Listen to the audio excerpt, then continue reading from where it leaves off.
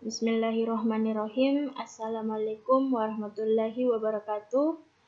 Perkenalkan, saya Rizky Pratiwi dari kelas 12 IPS 2 ingin mempresentasikan tugas sejarah Indonesia tentang Orde Baru. Adapun yang pertama, 3 kebijakan pemerintah Orde Baru yang mendukung perkembangan bangsa Indonesia. Yang pertama, pembentukan Kabinet Pembangunan. Kabinet Pembangunan adalah nama kabinet pemerintahan di Indonesia pada tahun 1968 sampai 1973. Presiden pada kabinet ini adalah Soeharto. Kabinet Pembangunan 1 terbentuk tanggal 6 Juni tahun 1968. Komposisi kabinet ini tidak jauh berbeda dengan komposisi menteri dalam kabinet Ampera II. Yang kedua, penyelenggaraan pemilu tahun 1971. Pemilu tahun 1971 merupakan pemilu kedua yang diselenggarakan bangsa Indonesia. Pemilu tahun 1971 dilaksanakan pada pemerintahan Orde Baru, tepatnya 5 tahun setelah pemerintahan ini berkuasa. Pemilu yang dilaksanakan pada 5 Juli tahun 1971 ini diselenggarakan untuk memilih anggota DPRD. Ketiga, penyusunan P4. Pedoman penghayatan dan pengalaman Pancasila. Pengamalan. Panduan P4 dibentuk dengan Ketetapan MPR. Ketetapan MPR nomor 2 tahun 1978 tentang Eka Prasetya Pancakarsa menjabarkan kelima asas dalam Pancasila menjadi 36 butir pengalaman sebagai pedoman praktis bagi pelaksanaan Pancasila. Saat ini, produk hukum ini tidak berlaku lagi karena ketetapan MPR.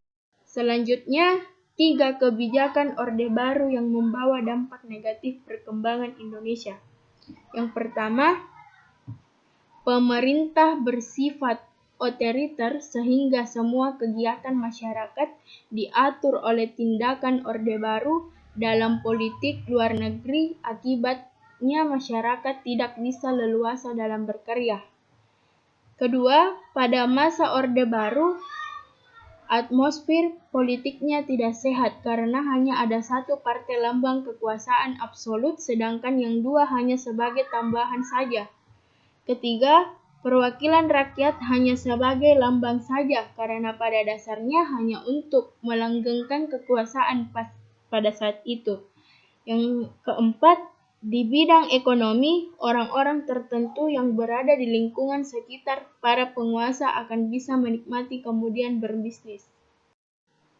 Adapun dampak positif dan negatif kebijakan pemerintah Orde Baru dalam bidang politik dan ekonomi.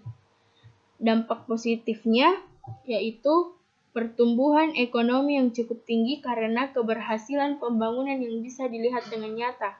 Kedua, Indonesia berhasil mengubah image dari negara pengimpor beras menjadi negara swasembada beras. Yang ketiga, penurunan angka kematian bayi. Keempat, penurunan angka kemiskinan yang diikuti peningkatan kesejahteraan rakyat. Yang kelima, peningkatan partisipasi pendidikan dasar. Adapun dampak negatifnya, yang pertama, kerusakan lingkungan hidup. Kedua, perbedaan ekonomi di daerah. 3, terciptanya kelompok yang terpinggirkan. Keempat, pembangunan dan hadirnya belum merata diminati sebagian kecil masyarakat saja. Yang terakhir, timbulnya KKN.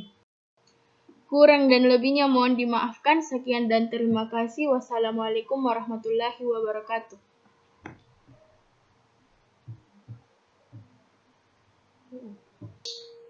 Baru tak lanjut gitu.